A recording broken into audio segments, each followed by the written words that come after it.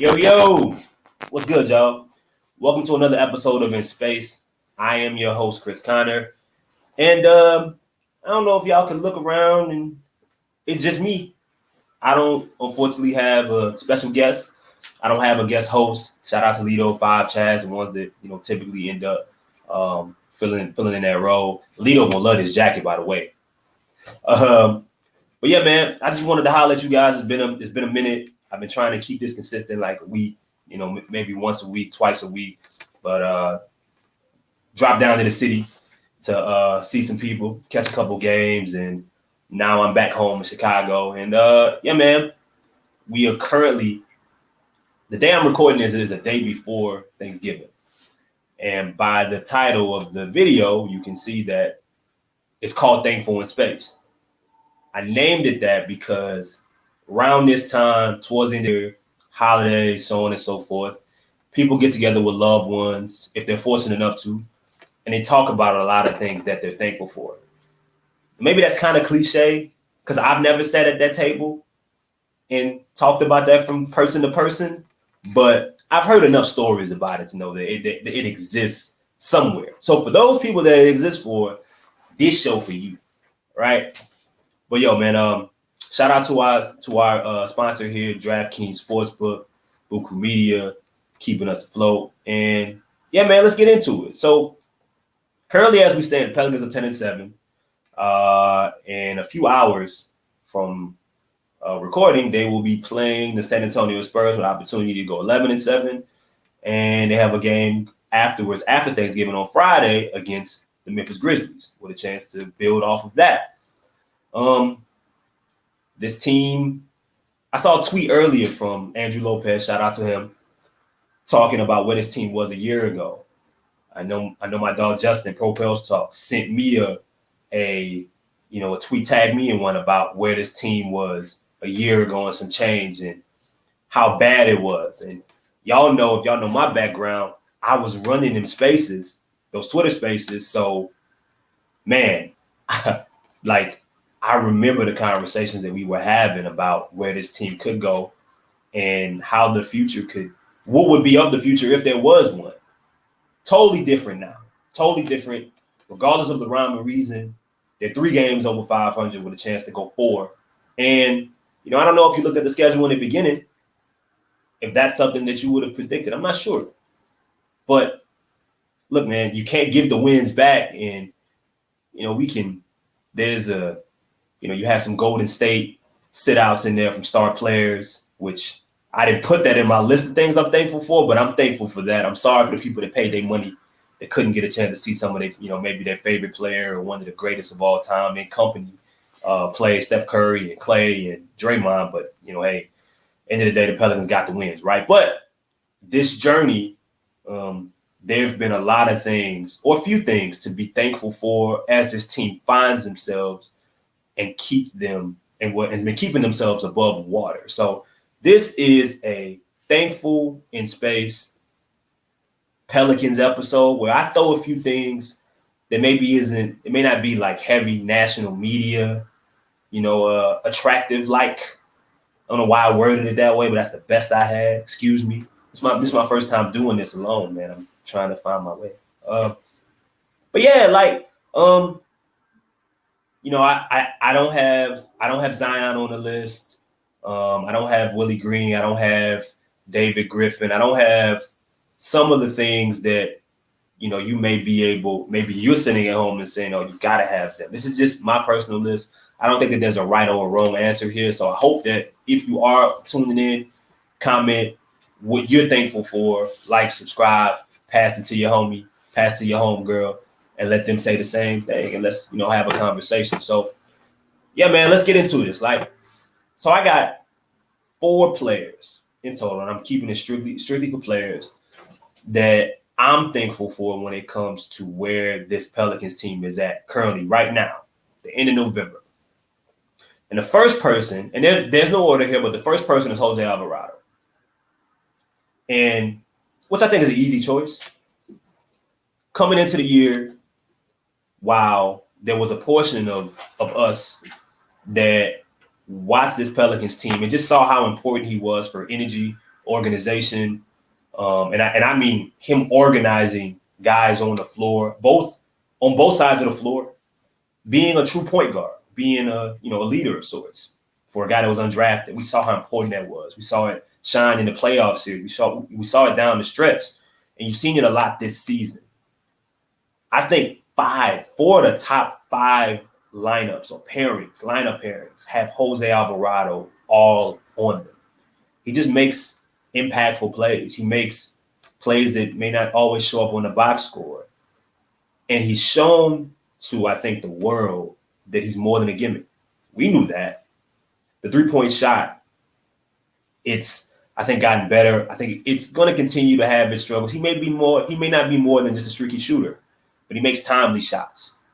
He has games on his resume this year that he basically won. He turned the tide on. They don't win without him playing huge. And I think what he's given this team defensively, what he's given them in clutch minutes, what he's given from being able to make plays and pick and rolls, knowing when it's time to find other players, lifting the energy and the spirits of the stadium and his teammates is just huge.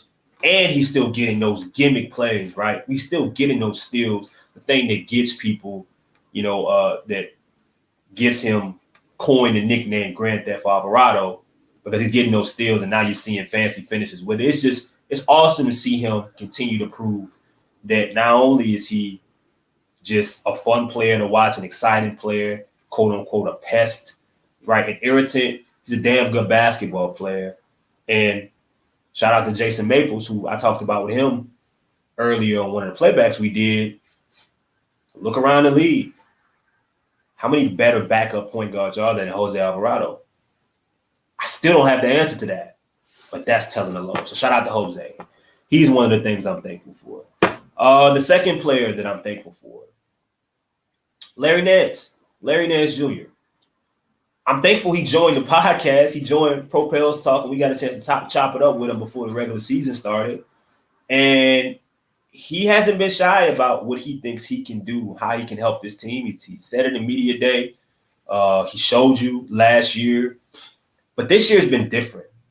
He was very important in that playoff series. And, you started to wonder, like, is he the answer in that position? Does he offer you enough consistently in some spots, whether it be shooting, whether it be finishing, whether it be how does he make up for that lack of size night to night against really good teams? And if you had any of those questions, he's outperformed even the highest of expectations. He's been that good, and he's been consistent. Timely rebounding, timely passing, the dunks. I think his field goal percentage is like 3rd in the league right now. It's crazy. He's been playing big minutes, and in some areas supplanting Jonas Valanciunas for a half or 3/4 in a game, playing starter minutes some nights. Larry's been fantastic. The communication has been great. A lot of the defensive lineups and what this team thrive on, they have Larry out there, and he's allowed this team to be versatile. You see him holding people accountable. He's been more than I think I ever expected.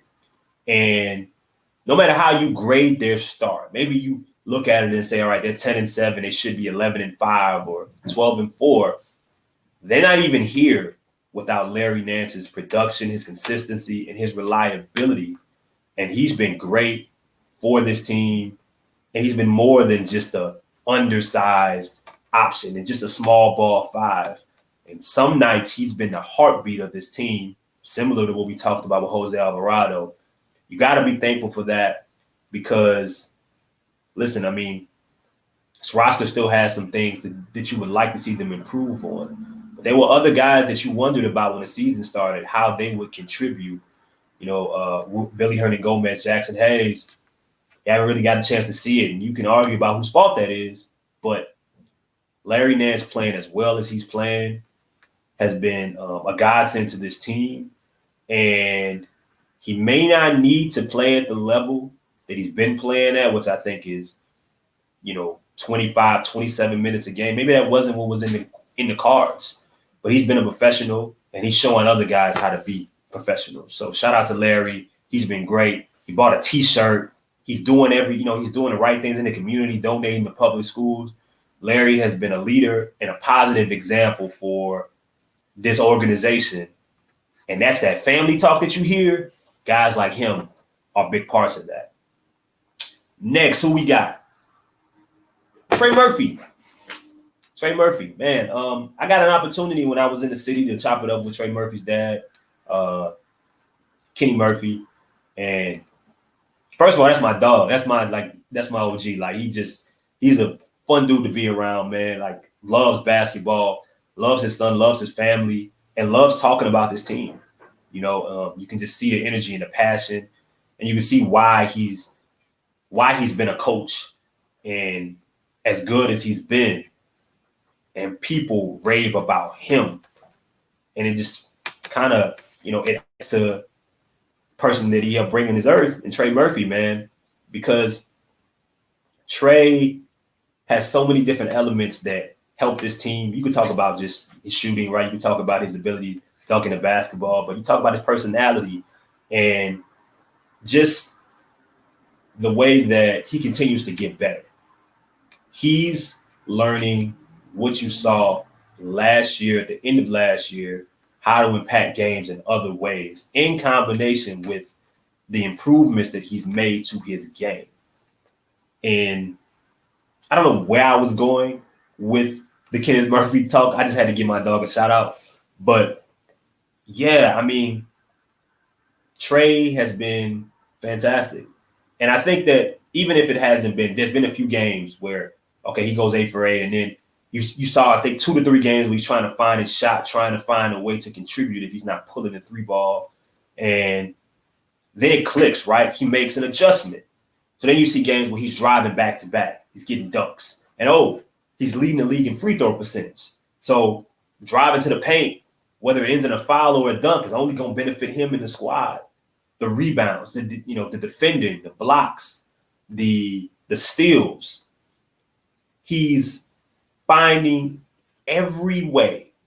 And right now he's, currently nursing a foot contusion. Hope to see him back soon. Feel like you will. But right before that injury, he was finding new ways to impact each game. Again, and the shot was falling. May not have been 8 for 8 from deep, but whether or not that 3 ball was going in, whether or not he was getting the amount of shots that maybe he thinks he wants or deserves, hey, man, you go 8 for 8, you probably should have got up 15. But it's those other things, again, that he's doing, the communication, the energy, the excitement after the game, after wins. They show up, man, and it just shows. And, I got to give a shout out to the Murphy family, his mother, Elvita as well, who, we had a chance, Bucra Media, to kind of do something cool with the local charity in New Orleans. It just so happened, our luck, that's the game where he gets the contusion, so Herb has to come out. So shout out for Herb. But it was dope to be around that. He's doing all the right things. Everybody was still talking about him, whether he was there or not. The shirts were present. And you got to be thankful for that, because he's a guy that you need. Everybody keeps saying role player. Right now he is. But he's projecting to be a guy who could be a star. And the personality is there. The work ethic is there. Got the right people in his circle. If you talk to ones that are, that are around him, people around, the right people in his circle. And I think the game is there. And what you saw in the offseason is translating in its best form, into the regular season and what we've seen, man. So got to be thankful for Trey Murphy. And I'm really excited to see how his game continues to elevate on this team and how they use him as the season progresses. So shout out to TM3. Go buy you a Trey shirt. And last but not least, man, thankful for Brandon Ingram. I see a lot of conversations on the TL and I kind of stay away from on Twitter that speak about his usage and maybe how he should be getting up more shots and, how he has played in some of these games where Zion isn't available, or even the struggles. And it's an 82-game season, so you're going to struggle. There are going to be a lot of things to talk about. But all in all, even if Brandon is right around 22, I think 5 and 4, something like that, shooting percentage is great. he really has an opportunity to finish the year 40, 50, 90. And you see a guy that sometimes doesn't take a shot until 3 minutes left in the first quarter. Mentally, something's changed with him. And that's saying a lot after the postseason that we saw. You wondered who was going to have to make the biggest adjustment when Zion came back, when CJ's out there in company. Some people said it was going to be CJ. I thought it would have to be CJ. Some people said Zion. The answer is Brandon, or it's been Brandon. Whether it means he's doing what each game should ask for him or of him. And maybe he doesn't do it right away, or at least he's attempting to. Maybe that means that he waits to the second quarter to really get his, or really start taking up shots or taking advantage of a matchup. Chicago game, he's in foul trouble. The first one in Chicago. It doesn't really happen until the fourth quarter, where you get 4 or 5 straight possessions of him putting the ball up.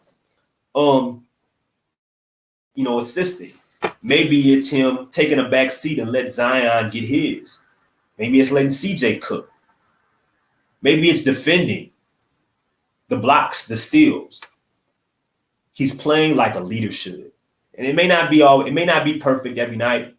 And maybe some of the comparisons that people would like him to be don't fit who he actually is. Maybe it's not what's best for the team. Who knows? We haven't played enough games to really see how this continues to evolve. But forget the stat sheet. Forget how, if he's fell on his face or if he's, risen above the stars night to night. I see a dude mentally who is playing like a veteran who really wants to do whatever it takes to win games. And he shows accountability.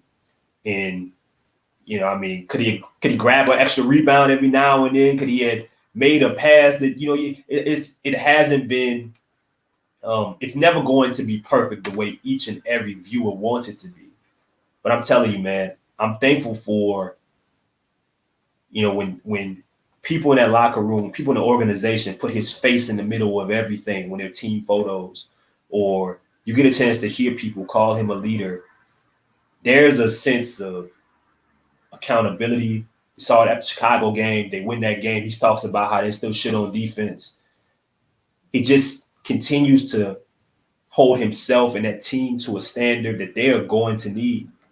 Man, if these players and some of these guys in the organization look at the history of the Pelicans, and this is sometimes with a fan base and some of the bloggers, some guys that we have over here at BKM, we kind of differ versus, where do you expect this team to be in a jumbled Western Conference right now? Why can't the Pelicans be in a Western Conference Finals? Some are just happy to enjoy this ride right now. I think it will be easy for guys to get complacent, and you've seen that sometimes. And Brandon hasn't been shy about saying it starts with us. He said those things a lot, but now you get a chance, at least I've been able to see more and more and more him backing up his words consistently. And that's the example that this team needs for a guy of his stature, because he's getting the attention that he deserves. And I think he's putting together a year, as this team continues to win, he'll probably have an opportunity to be an all-star again. And that'll be huge for this city, for this team. And maybe Zion's able to join him. Who knows? But I'm thankful for the leader of this team, regardless of where the box score ends at the end of the night, continuing to deliver on his promises and the things I think that we've heard about him and how important he's had to be leading this team, his organization, and his franchise. And Zion's return hasn't gotten in the way of that. He's been the guy, and he's been the one adjusting night to night. And that's big. That's big. You see it whether he's on the block or whether he's shooting threes. He's just continuing to do it. And I don't think that that's going to end. I think that that's only going to continue to help this team, because eventually, as the health grows and the consistency and the chemistry builds, he might be the one that benefits the most, as he's been the most flexible. So shout out to BI. So yeah, man, that's pretty much it, guys. I definitely, before we get out of here, I want to give a shout out to our wonderful sponsor here at DraftKings. And then I want to know what you guys are thankful for. But in regards to DraftKings, here's what I'm thankful for. You heard me? The NBA season is still here, man. We're in the holiday season, and there's just so many that's unknown. When I'm looking to get in on the action, I bet with DraftKings Sportsbook, the official sports betting partner of the NBA and Boo Crew Media. We talked about this all the time, but it's the 5 for the 200. No, I lied. It's 5 for 150. I owe y'all $50. I got y'all. But it's free bets. 5, well, no matter how you turn 5 to 150 in free bets, you can't go wrong, right? So check this out, though. In combination with that, you get a chance to put together a same game parlay. They call it a stepped up same game parlay. You get 100% boost. So whatever your odds are, they get multiplied by 100. And I may have messed up the math. Really wasn't a strong suit of mine, but y'all get what I'm saying. Whether you bet or not, 100% boost, no matter how that's set up, it works, right? So look, go to DraftKings Sportsbook, place a same game parlay, find out what I'm talking about, and combine multiple bets. The more legs you add, the bigger the boost, the bigger your shot to win big. Download the app now. Sign in with the code BOOT. It's down there. You see it? All right. Download with the code BOOT. Get an opportunity to turn your 100 to 150 or beyond. That's code BOOT at DraftKings Sportsbook. If you know of someone that has a gambling problem, Crisis Counseling and Referral Services can be accessed by calling 1-800-GAMBLER. Shout out to our sponsor again, y'all. So yeah, man, that's pretty much it. I appreciate y'all pulling up. We're going to have some more shows and some more consistency with this. Pull up on Playback if y'all have not signed up. If y'all have not, I mean, it's not even really a sign up. It's free. All you got to do is sign into whatever app you use to watch the game, and it's right there. Chop it up with us as we watch the games. I got some fun stuff coming up very soon with that app. We're going to continue to grow and continue to put out the best content that we can, man. So leave your comments, everything that you have here below. Tell me what I got wrong about what I'm thankful for, and tell me what you're thankful for. Until then, though, we were in Spaces.